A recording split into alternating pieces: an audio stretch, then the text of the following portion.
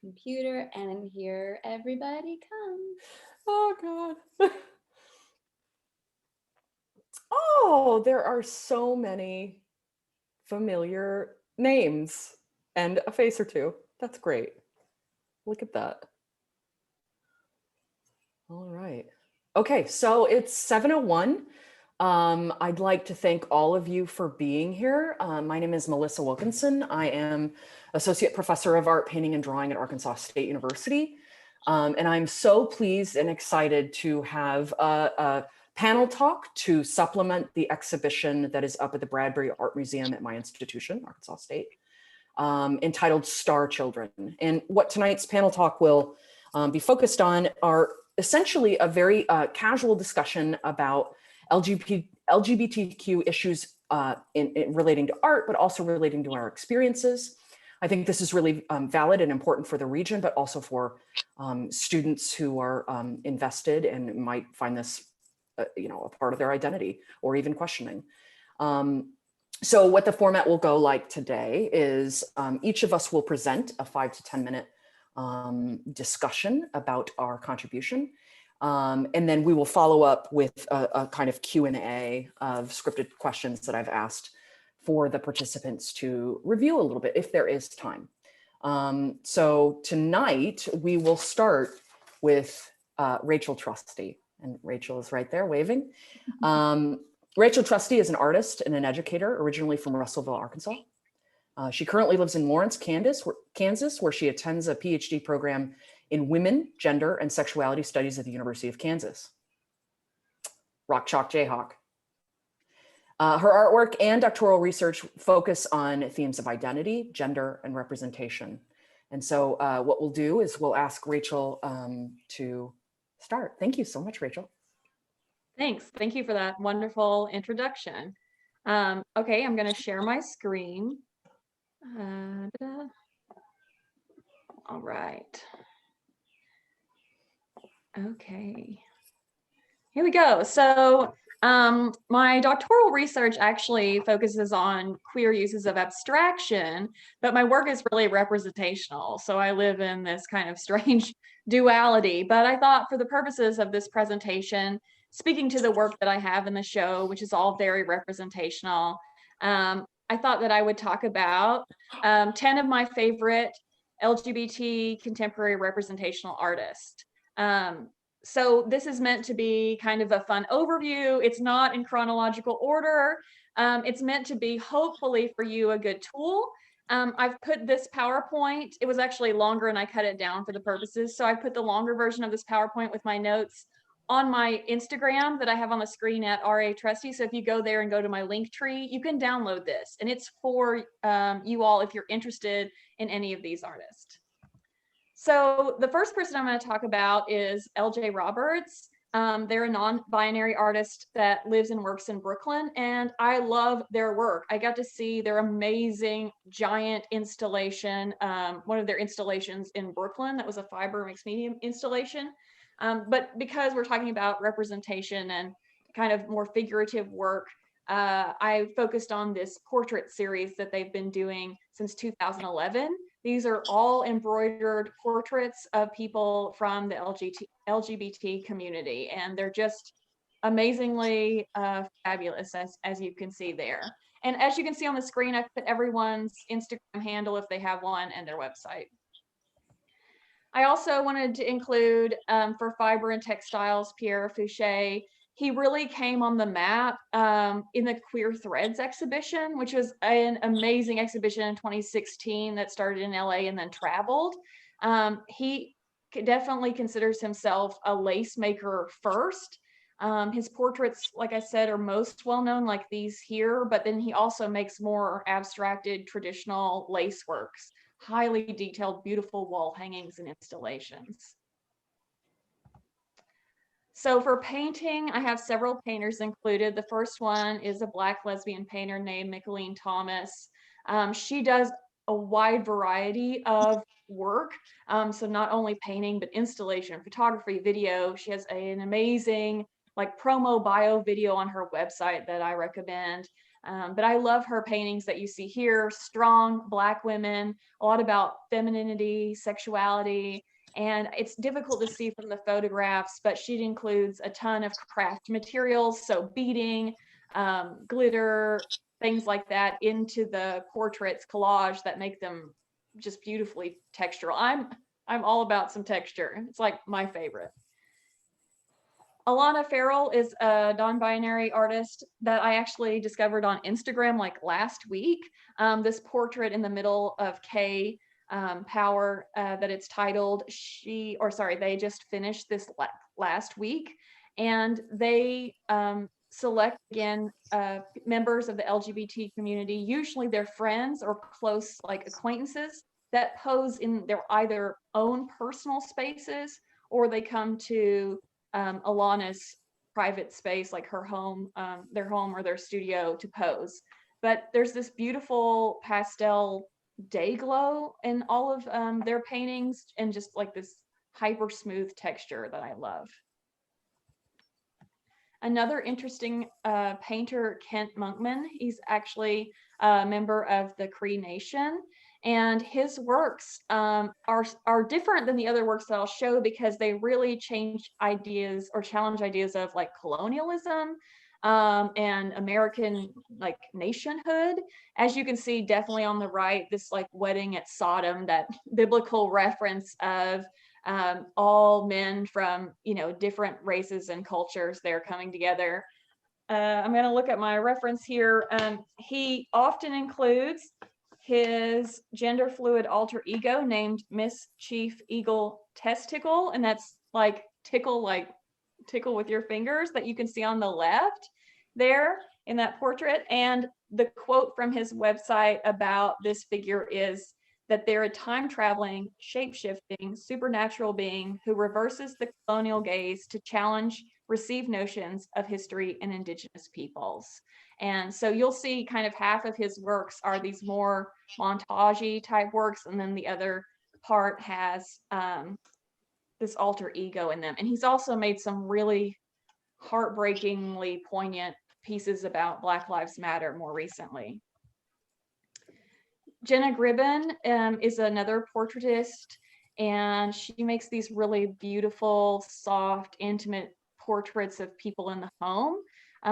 It's a mix of these kind of more anonymous portraits that you see here, and then portraits of her own family, her girlfriend, and her son.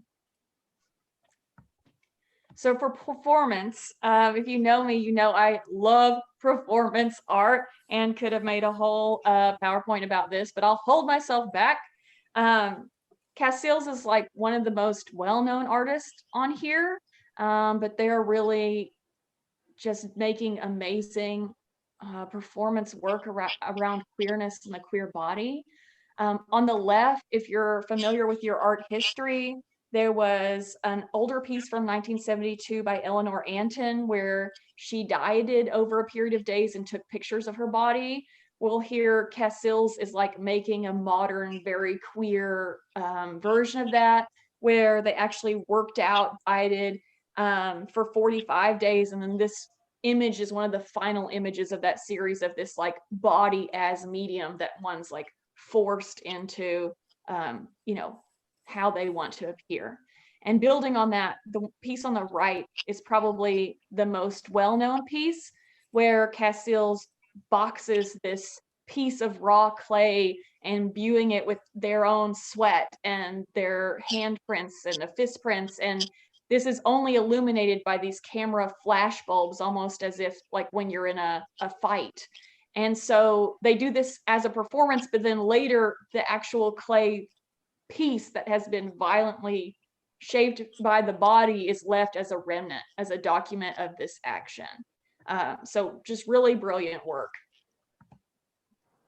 Similarly, Chris Gray, another, they identify as genderqueer artist that uses their body as material. The piece on the left, they perform in tandem with another artist, and the other artist, I have their name, Leah James.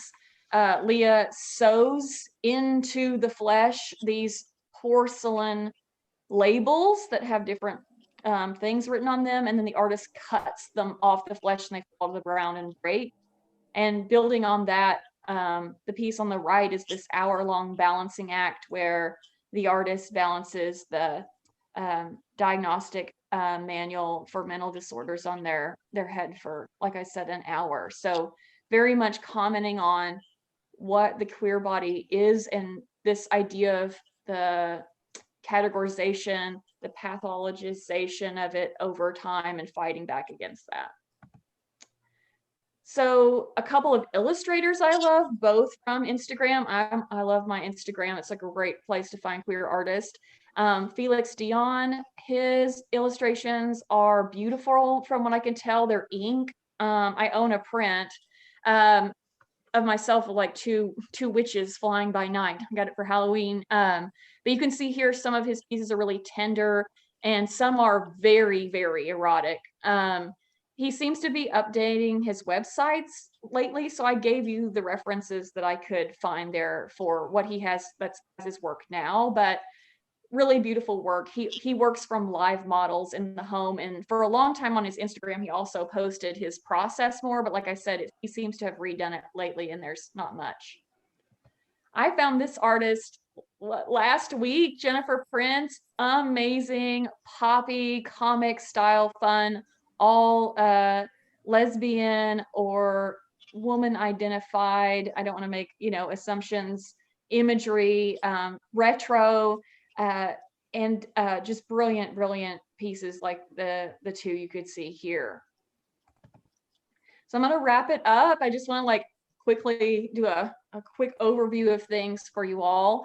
But in this PowerPoint, I also include some of my favorite queer art books. And if you're interested in queer art texts or research, totally, email me because this is completely my jam.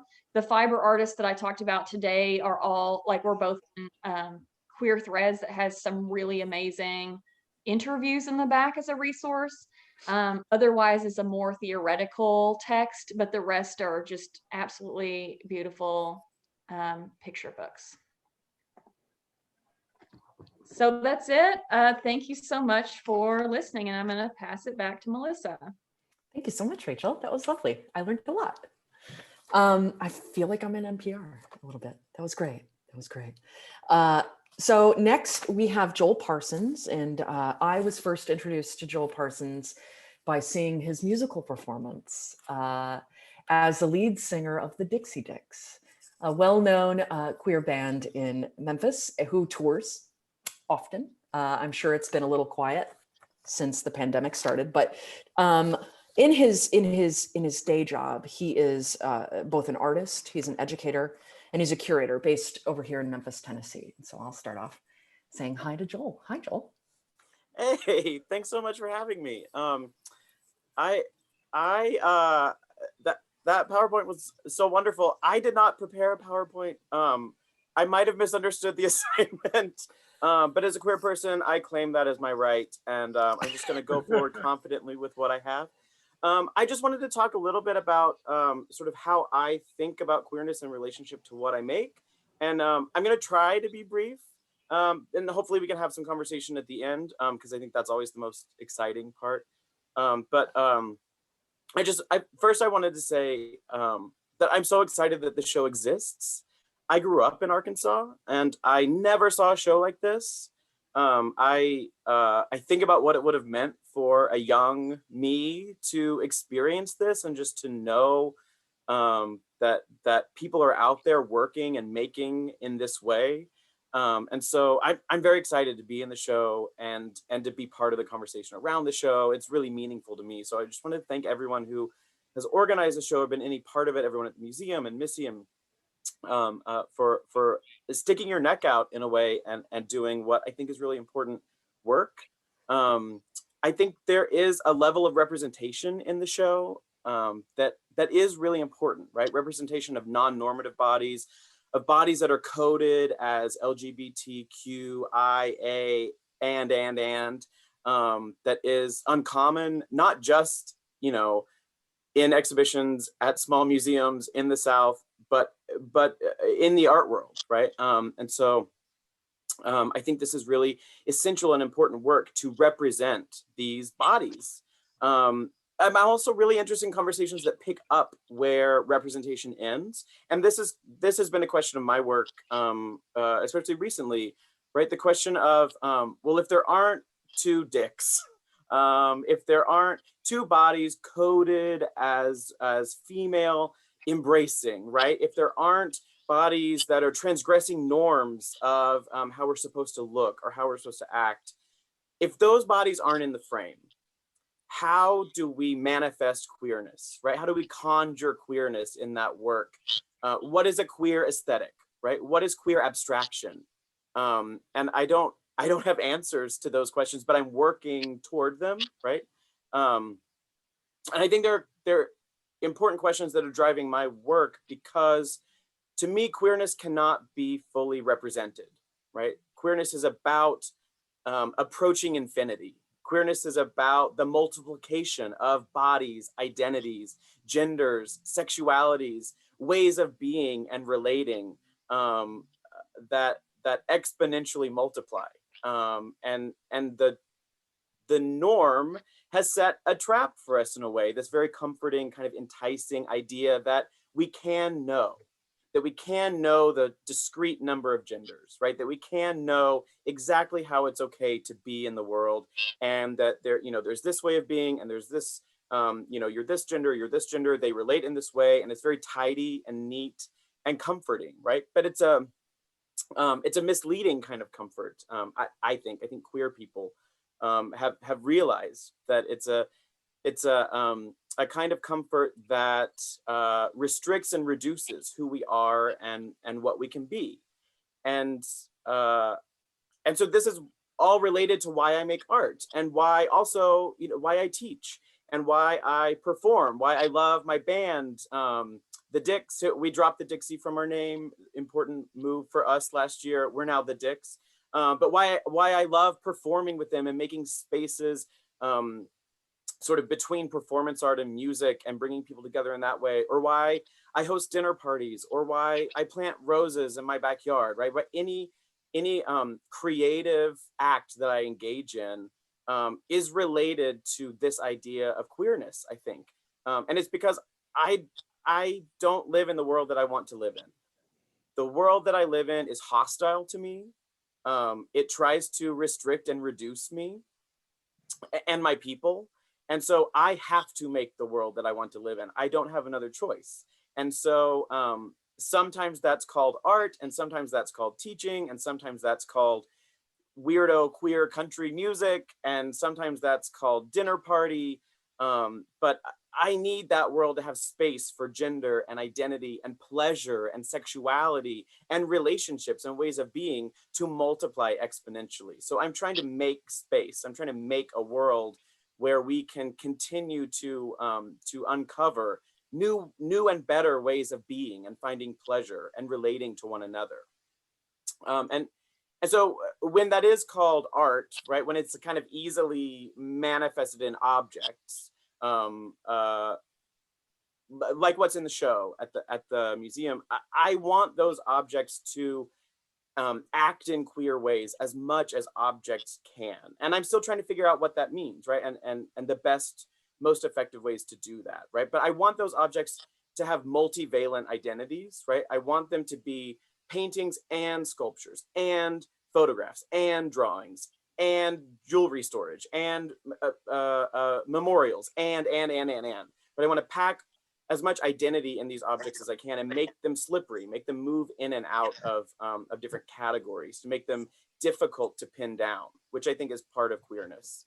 And I want to be promiscuous in my materiality, right? I don't put limits on what I can include in my art in terms of like, going to the art store or even going to Home Depot, right? But I like to include flowers and fruit and like ancient processes like vitreous enamel, like fusing glass to metal, but also like temporary and objects or objects that decay, like organic objects. I like to include things that are super personal to me. Art is a safe place for me to store things, right? So I put jewelry there, or small things I've gotten from other people, or small objects that I need a place to keep safe. And sometimes those objects might be related to secrets, right? Queer art has always, as long as there's been queer art, has been about secret keeping. And so I'm promiscuous in that way on purpose, right? My subject matter is promiscuous. The modes in which I work are varied. And I resist professional practice as much as possible. And this idea that you should behave a certain way as an artist in order to find a particular definition of success, right? So even when those objects, show up in a beautiful exhibition, like the one that we're talking about tonight, they still hopefully are slippery or kind of weird, or maybe stick out in some strange way, or are difficult to pin down or define or grasp or describe, right? That difficulty, resisting easy comfort, right, is part of what I hope those objects do. Part of what I can imbue in those objects as an active kind of queerness, aside from a representation, right? Because I'll never be able to fully represent queerness, but I hope that my work can make space for it to thrive, and space for objects and people and relationships to be actively queer, right? Queerness as a verb, which to me is to resist restriction and reduction, and which is to multiply in pleasure toward infinity, right? And so that's what I hope my objects do. I hope my teaching makes space for that. I hope my curation makes space for that. I hope the way I cook makes space for that. The way I play music with my friends makes space for that. And I hope conversations like tonight make space for that as well. So I'll stop there, and hopefully we can kind of continue the conversation between us as we go. I love that. I have so many questions, but I can't ask them right now. That was great. Thank you. Okay, so looks like I'm next. I will not introduce myself, but hi. I am going to share my screen. Nikki, if you could allow me to do that. Can everybody see what I've got here?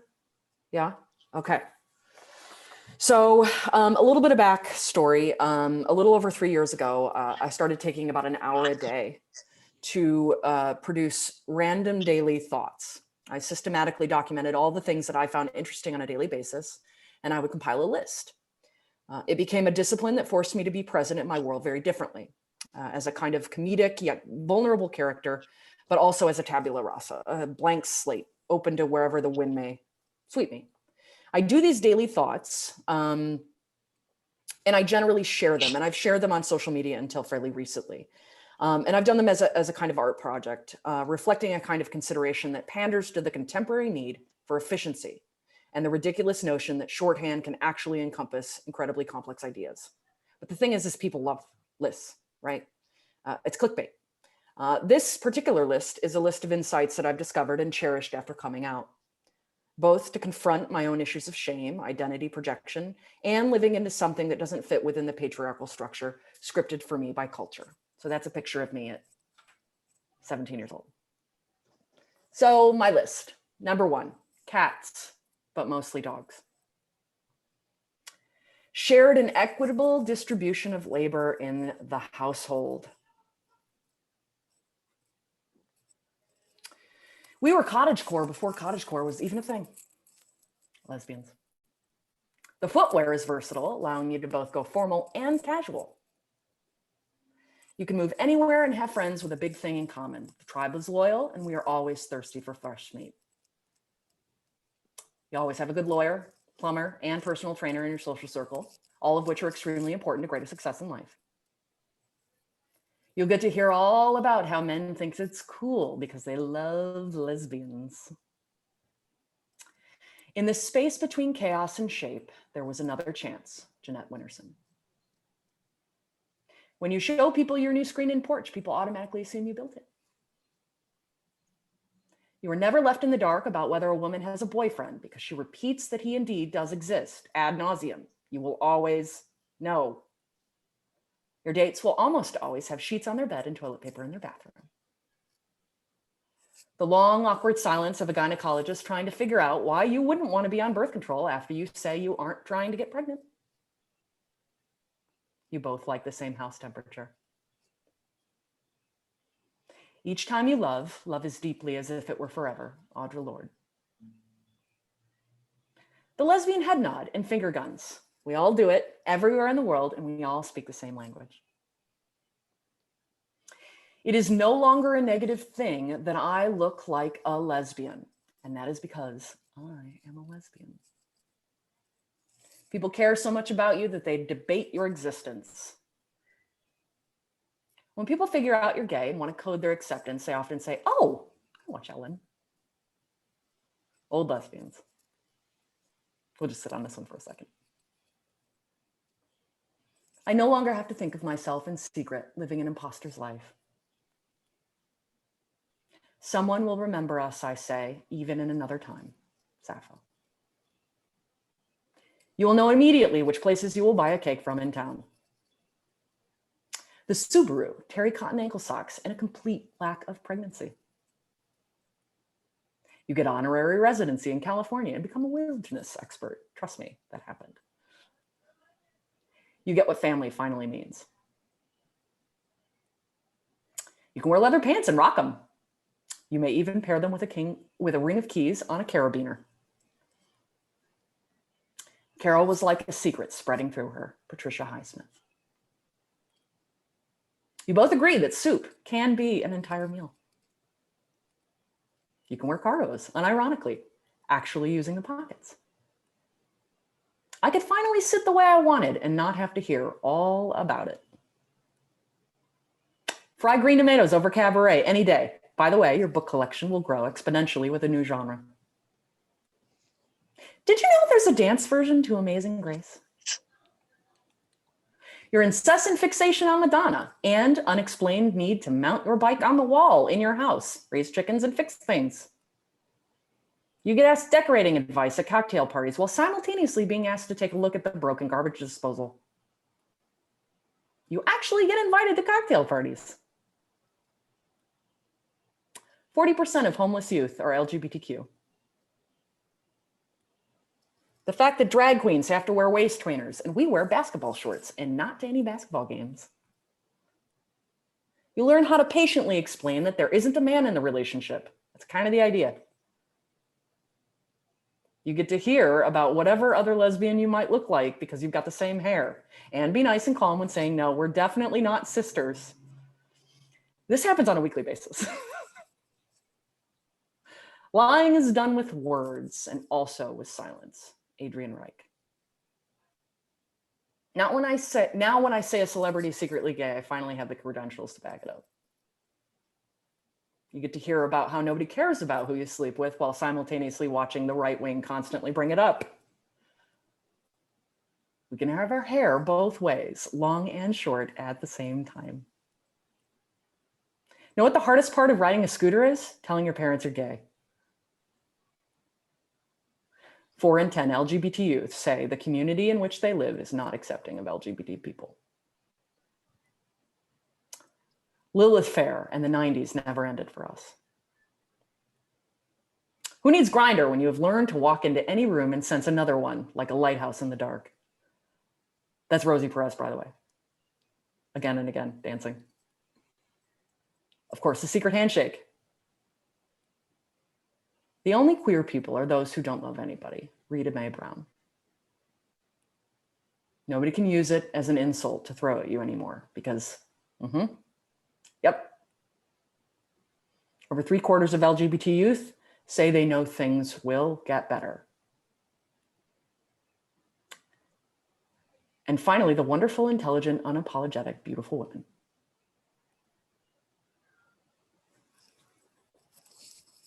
So I will stop sharing. How do I stop sharing, Nikki? Oh, great. Okay, great. All right. Next, we have Brad Cushman. Brad is a lovely person. Brad is based out of Little Rock. He's the gallery director and curator of the Department of Art and Design at the University of Arkansas Little Rock. He received an MFA in painting from Cranbrook. He has worked with University TV to produce and host the program Inside Art, and he is the voice of Picture This on NPR in Central Arkansas. I welcome Brad Cushman. You're on. Thank you, thank you, thank you. Now, the Luddites in the room desperately try to share their screens and look like we're technically savvy. Okay, now I'm gonna go. Hang in there, folks. I'm almost there. All right, now I gotta share a screen. Okay. All right, help me, Just go to folks. slideshow Let's see. up at the top there, right below your cursor. Right. Oh, there it Slideshow. is, right There you there. Okay. Is it? And Huh. Huh. Hold there on. is a button in the lower left-hand corner. Let me try this. Yeah, that works. How about that? Is that good? Mm-hmm. Okay. Thank you so much, Melissa, for having me here, and thank you for doing the show in Jonesboro. I'm a curator and a visual artist, so and I'm a Gemini. So tonight you're going to see the curator and the studio artist. So if it's a little Gemini-like, that's why. And so I thought first I'd start with my curatorial practice here in Little Rock. I've been here for 20 years, and I'm starting with an image of a piece that we acquired a couple of years ago by Marinella de la Hoz. It says, "Your reflection into mine." And there's sort of a gender fluidity that you see in this piece. And one thing I thought of as I was thinking about what we do as curators is I don't always know the sexuality of the artists that I put in the galleries, you know.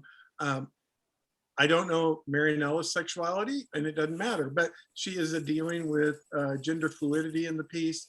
And for me, it's really important to see images of ourselves and, you know, to see self-representation. And so over the years, I've tried to filter exhibits that talk about LGBTQ issues. The other day I was reading online, someone said LGBTQ2+, and that was new to me. And I was like, so now what does 2+ mean? And the person said, well, we're from Canada and we recognize the native gay person as twin spirits. And then the plus is all other fluid examples. So that was something new for me. I had not seen the 2+ at the end of the LGBTQ2+. So that was a new thing for me. But another exhibition that we had shortly after I got to UA Little Rock was a documentary photographer named Jack Ratcliffe. And Jack was documenting a number of different things, his daughter from birth until her early 20s, but also there was a series of photographs of the Lily White troupe. And he had met them in Pennsylvania when he was working with a hospice in Pennsylvania. A number of gay men had AIDS and were in hospice care and couldn't afford it. And the Lily White troupe actually spent time performing to raise money for these men that couldn't afford the medical care that they needed. The photographs are really powerful, and this is just one of those images. Another artist that I included in an exhibition, Anne Schwatzky, is an artist I know from New York. She taught at NYU for years in photography, and when I met her in the 90s, she was doing a series on androgyny. And she would approach people on the streets, in restaurants. If someone had a look that Anne felt was an androgynous look, she would approach them and ask if they might, you know, she engaged with them and eventually had a studio session with them. And Anne told me that everyone she approached knew that they were androgynous. That was not a new question. You know, Anne was always sensitive as how do you approach the person, but these are a couple pieces from that series that she was doing at the time. Another exhibition that I did was by an artist named Tom Hall. Tom was the registrar at the Arkansas Art Center for over 40 years. He was instrumental in helping build the Works on Paper collection and worked with Townsend Wolfe as that developed. But he had an alter ego named Sylvia Moskowitz, was a drag queen that would appear in Discovery, the discos in Little Rock. And now Sylvia didn't go in made up ahead of time. She walked in with the roll of foil, went into the back room, and would come out in a dress that she made on the spot in foil and would perform to Tiskitatastic. So she was kind of pushing the edge on what drag could be. And her titles are often real entertaining. So the image on the left, the two images, I'm going to read the full title. It's rather long. It's called Double Sylvia with Ostrich Feather Wig Hat. Sometimes, after a few scotches, Sylvia talked to herself. She said, if you want to walk in those pumps, you have to pretend that down there's a washing machine and you're doing a load. So that gives you a sense of Tom's sense of humor. And it was a wonderful exhibit. And he's a great part of Arkansas art history. Another exhibition that we did is a local collector, Don Edwards, had a vast collection of work by a gay artist. And I'm leaving out George Tooker, George Platt Lyons, you name a gay artist in the 20th century, Don had it in his collection. The image I pulled out, because Boys in the Band is a recently new movie, it's a remake, but this was a watercolor from the original movie, and Don had it in his collection. So I thought that was just something to show that I've mined collections of people locally as well as artists. George Cadmus was another one in his collection. Okay, I'm trying to find my cursor. She wants to disappear.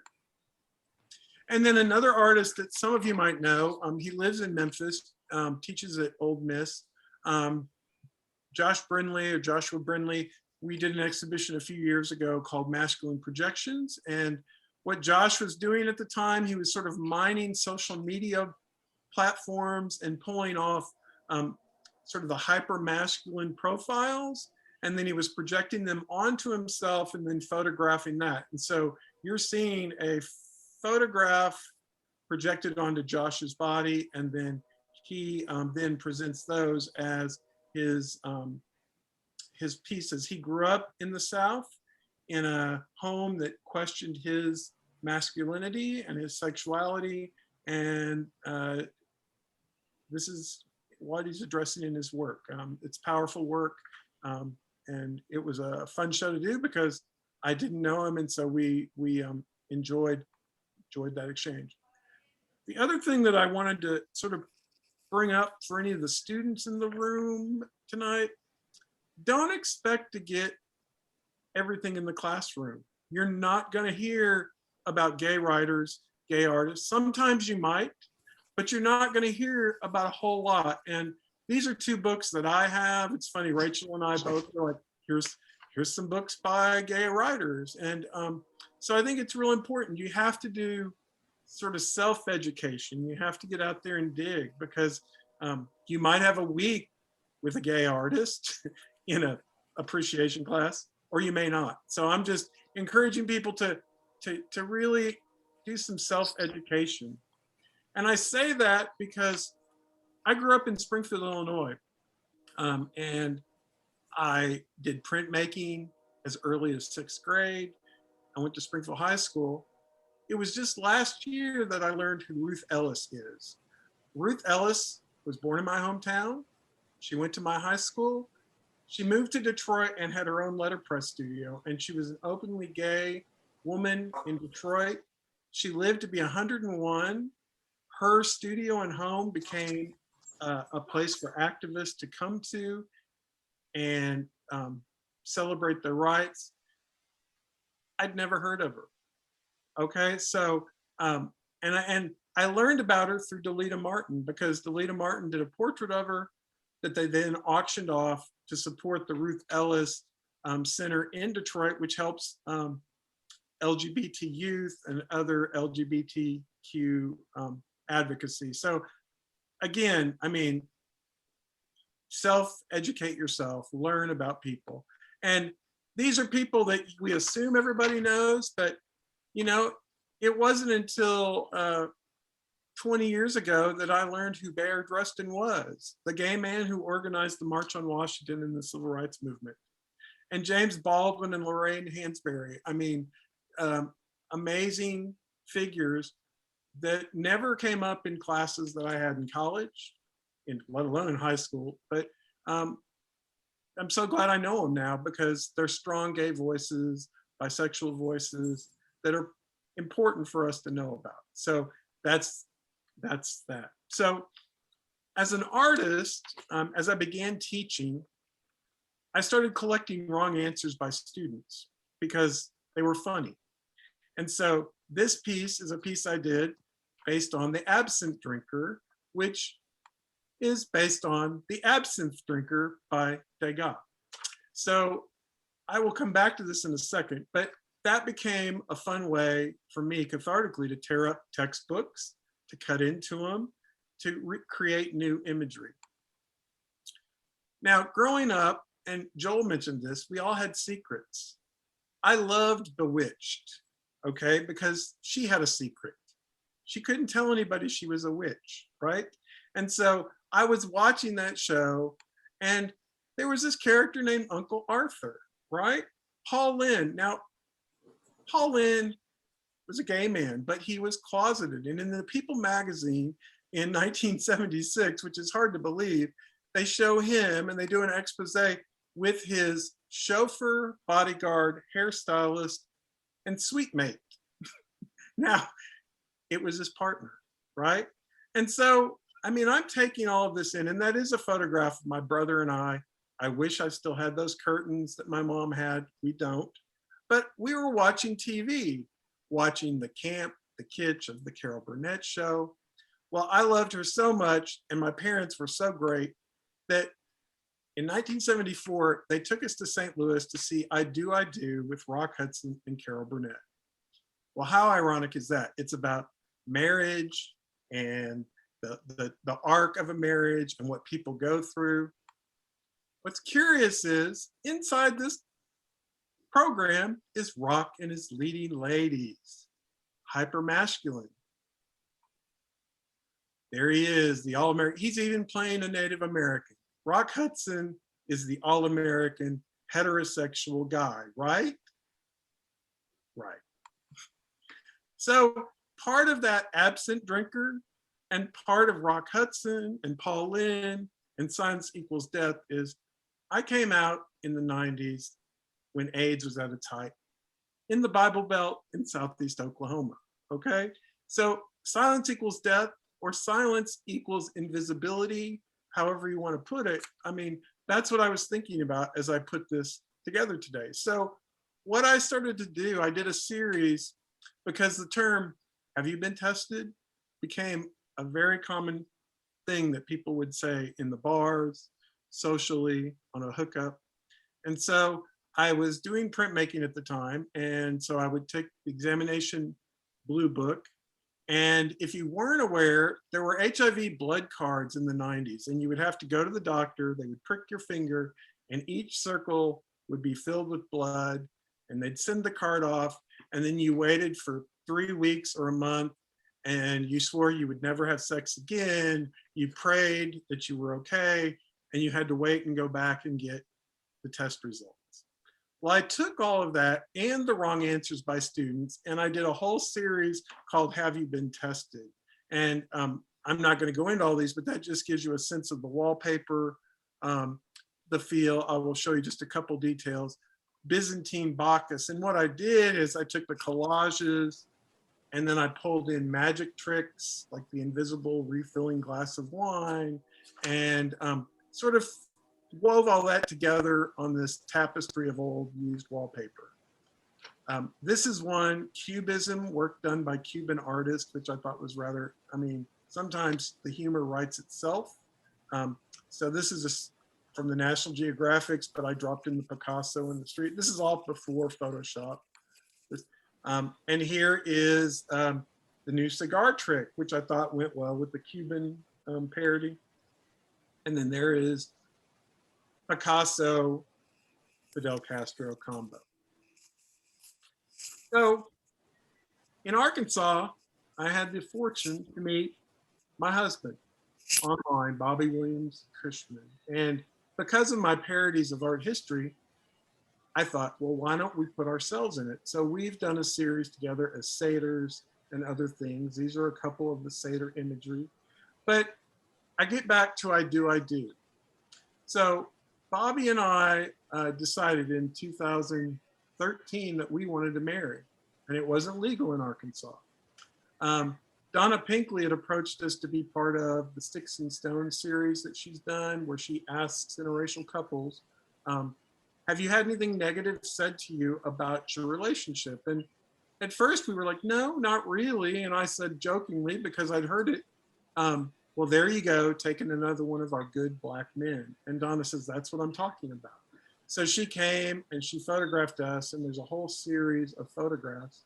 But ultimately, we married in California because we were ready to get into the fight for our rights. And then we came back to Arkansas, where it wasn't legal, but we did a broom jumping ceremony in downtown Little Rock in front of family and friends. And it was, our reason is that was the traditional way that slaves signified that we're married now.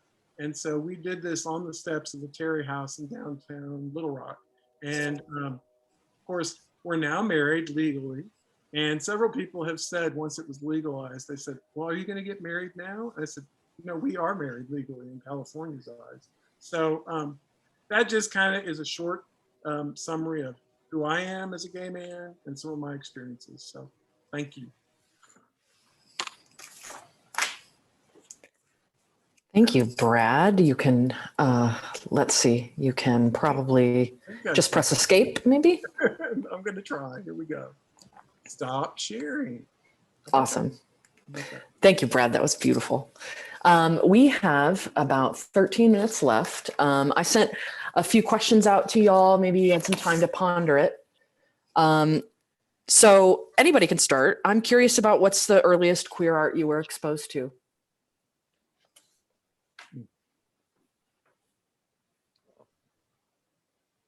Yes.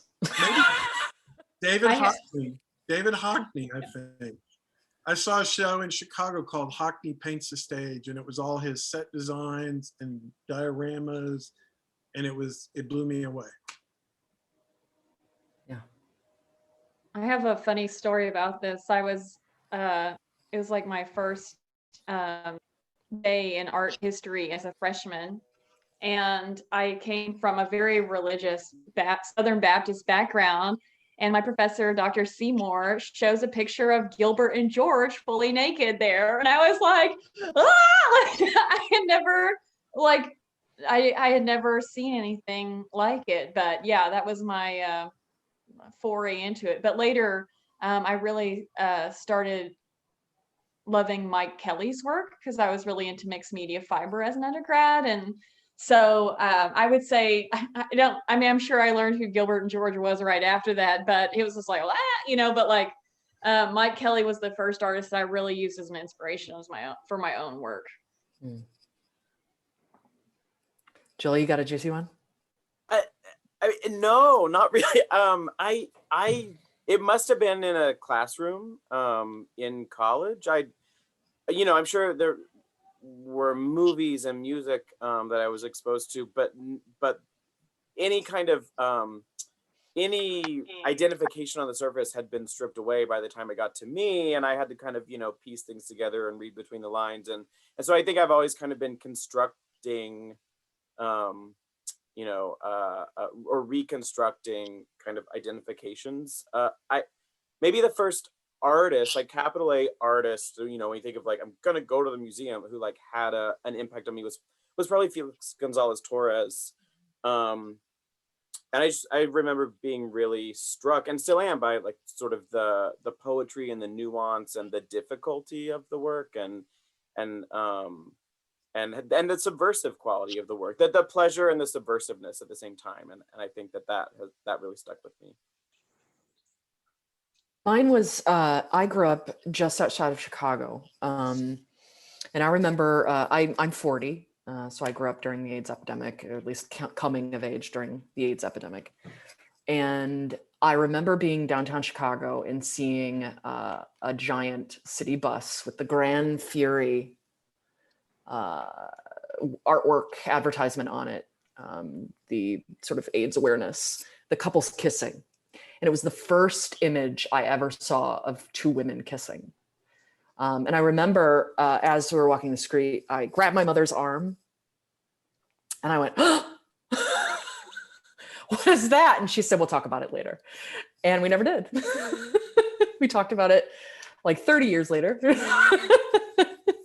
But yeah, that was the first thing. And then in high school, I had wonderful art teachers that did not in any way shy away from showing us really provocative work. I saw Andre Serrano portraits of kink queer portraits when I was 16 years old. And that had a big effect in me not having an emotive, such a visceral emotive response to seeing queerness. And it allowed me a kind of entree into doing the same thing for my students, for sure. Do you want to talk about what being a queer educator is like? I'm very curious about y'all's experience. Anybody? I feel like I'm just completely pampered right now because I'm in a gender studies program as a GTA. So I can, you know, it's an expectation that we explore all of the controversial subject matter. But when I taught mainly art appreciation at UACCM, you know, the community college in Morrilton, Arkansas, I was always very, you know, thoughtful to include, you know, units or moments to talk about, you know, these identities in that, along with like, I mean, if you talk about, you know, the art history canon, it leaves a lot of people out. So being intentional about having a diverse range of races and cultures, but also sexual identities and gender presentations. And I don't know, I was surprised always by the, you know, amount of students that would come forward and talk about it and appreciate it. I did also have backlash against it there by my students, not my administrators. But I just figured, well, this is part of everything. I mean, of course I'm going to highlight this, but I'm also, like I said, going to be very careful to show different racial perspectives and other things like that, just as a thoughtful educator. But yeah, being in the gender studies program right now, it's, you know, you can just pair kind of everything in there. Yeah. I'll say I'm in the sort of strange and ultimately lovely situation of teaching at the institution that I attended. So I graduated from Rhodes College and then came back years later to teach at Rhodes. And I had fantastic professors and I had a really great experience. The institution was much more conservative then than it is now. And so I am I'm heartened by my students. They make me optimistic. I've got really amazing students who push really hard in new directions and demand equity and inclusivity and want to have tough conversations. I never took a class from a queer professor, and I don't recall a lot of openness on campus. I recall a lot of closetedness and a kind of underground whisper network. And so it's been maybe equal parts rewarding and challenging to try to enter that system and push it forward. I'm by no means like a pioneer in this. Like I'm building on the work that many people in many programs at the school have been doing. But yeah, some days I wake up and it's exhausting and upsetting and challenging. And some days I wake up and it's completely inspiring and lovely and wonderful. And a lot of that has to do with like the ratio of time I spend with like students versus other administrative capacities, I'll just say. Yeah, but on the whole, it's incredibly rewarding. And I see it as very much a part of my practice as an artist and as an instigator of queerness in the world. I do have an agenda. I mean, I guess I shouldn't say this. We're being recorded, so I don't. But like, I want more queerness in the world, and so I teach. So, sorry, parents of children who are going to be in my classrooms, but I'm pushing it. Yeah. No, I would piggyback off of that, because I think it is absolutely exhausting, but it's incredibly rewarding, because for every moment that I have a second of pause where I ask myself, am I going to hear about this from an administrator, from a parent that complains about the art that I'm showing in a figurative painting class? Am I going to hear about this? I think there are 2 students in here that this is going to make an impact that potentially could enable them to live into who they are before it's too late. And I'm constantly checking that. How do I navigate this diplomatically while knowing that my existence is an agenda? While it's not a conscious agenda, in a way that says I am going to push it, I need to be visible, and I need to be out with my tastes as an artist, but also it just simply, who I am. I grew up with a lot of closeted professors as well. Obviously gay people, obviously gay, with never any talk. Yeah. Brad, what do you think? So when I lived in Southeast Oklahoma, I had a giant art car covered in peanuts. If that's not a gay man, I don't know what is, Peanuts? Peanuts. Or peanuts? Peanuts. I said that in peanuts. But, I mean, I've never had anyone in 33 years come down on me because I'm a gay man in education. I've had some passive aggressive administrators come and complain after a show comes down because there was some provocative imagery, which I thought was interesting. I've had students complain about nudes in art history or figure drawing, and they want to be a figure artist but refuse to look at the nude. And that's when I say, you might consider landscape. Those kind of things have come up now. In around 2007, the Arkansas Times they wanted to do an expose on gay professionals. We're here, we're queer. And I agreed. And I went to the dean of our college at the time and said, I'm not asking for permission, but I'm going to be in the Arkansas Times and I'm going to be unapologetically who I am. And she was the coolest person. And I will say her name, Deborah Baldwin. She said, look, I'm a card carrying ACLU member. I will have your back and you have nothing to worry about from my perspective. She said, you're really brave. And I admire that. So that sounds glorious. And I'm sure people have complained about things I've done in class, but I feel like I've been very lucky. I will share a coming out story. When I came out to my mom and I told her that I was gay, I'm not going to have a girlfriend, I'm not getting married, her comment was, well, that's been around a long time. And that was it. There wasn't a judgment. She didn't want to talk about my gay life. I pushed it, and eventually I brought it up in conversations constantly, and she got comfortable with it and then embraced my partner and husband. But so that's kind of my reflections on that question, I guess. I feel very fortunate, and that's it. We could all talk for hours on things. We probably could. We'd have another hour on our coming out stories. We don't have a lot more time, but I do want to end on maybe a question that would be important for the students. What advice to young queer artists would you guys have? Research, research, research. Look up gay artists, gay writers, gay playwrights, gay musicians. Enrich yourself with what people before you have done. That's what I would say. Yeah.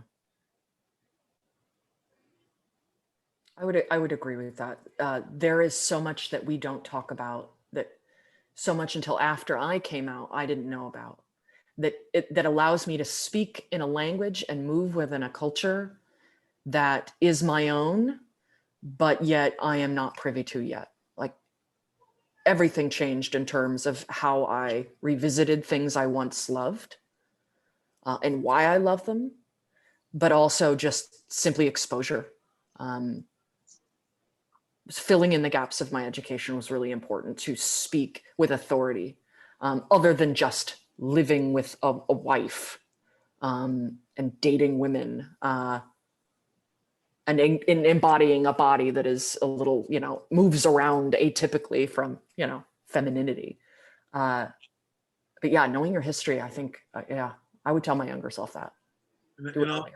One other thing, the Leslie Lohman Museum in New York is the only LGBTQ museum in the country devoted to that history. So go to New York and go to that museum. And I'll be quiet so the rest can answer. I would say I absolutely agree that like learning that history unlocked so much for me, and realizing that you don't have to do all the work yourself, right? That was one of the great tragedies of like losing a generation like we did, was that we lost all of that lived experience and the work. And so like digging into that history and unearthing and recovering is so important, especially for queer people, especially because, like it's been said, we're not part of the curriculum unless it's like a special one-off session, right? And so I agree that that's totally essential. I would also say, fuck it all. Just fuck it all and fuck it up, right? Like, don't get too caught up in these expectations and in the history. As queer people, we get to make our rules and we get to decide what success is for us. Society has told us that we're not gonna make it according to their standards, and that can be soul crushing, and that can be really difficult.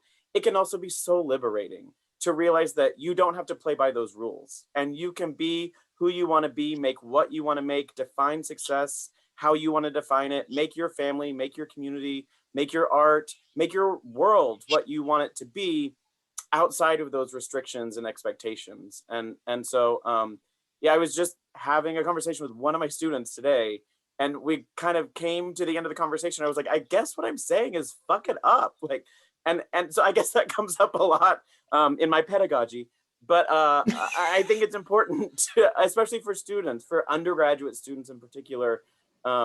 It's so easy to get caught up in, well, I'm getting graded on this, and the expectations of my professor are this, and the institution and my family, and all the pressures that come with being a young 20-something queer person, especially trying to make it. But I think it's similar for any artist. And so I think finding as much liberation and pleasure and joy in fucking it up as possible, as a kind of repayment for what's been taken from us, I think is something that I tell myself all the time.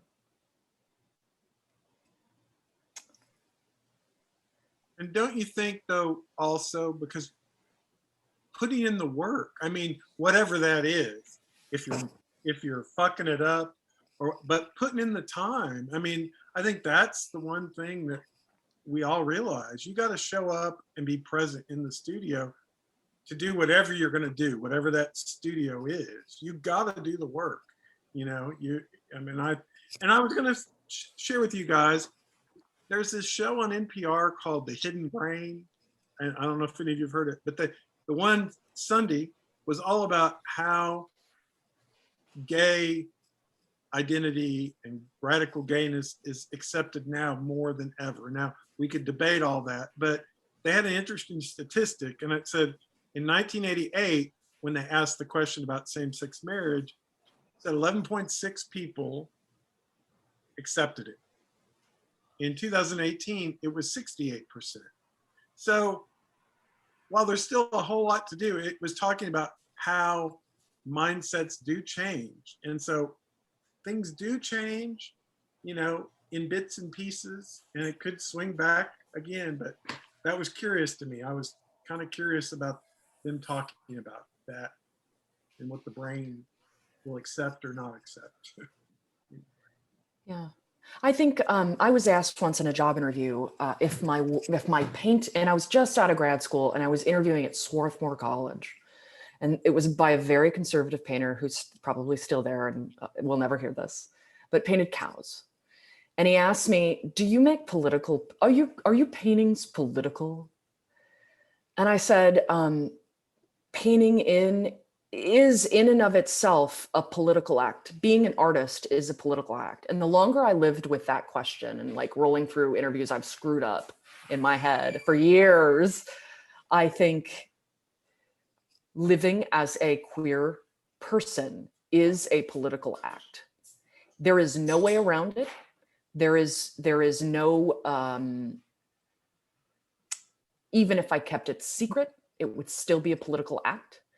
And so in many ways, I can hear what Joel is saying in that if you live into the fact that this is non-conforming, that this is not a prototypic way of existing in, you know, the expected norms of culture, that it is indeed beautiful, and that there is beauty in growing into that skin, because it does far more good than it does, you know, living in that way than it does inhibiting it and oozing a kind of toxicity to others around us that play into the same ideas that it needs to be just so. So I love, like, you know, making a bed in a way with, you know, like a butch making a bed. Like I think of those things on a daily basis as well, like all the domestic things I do, but I do it strongly. And weirdly, that I was never okay with that. I was never okay with it. I was always reminded that I was masculine, or I was always reminded that I was atypical. And so I can finally, with a second chance in life, maintain a new expectation for myself that allows others to see the same things in themselves as beautiful, as worthy of being honored. And I think art does that. And the longer we live into it, the better it can only get. So anybody want to close on? We got 8:08. Okay. Hopefully the Bradbury Art Museum will continue on with these shows.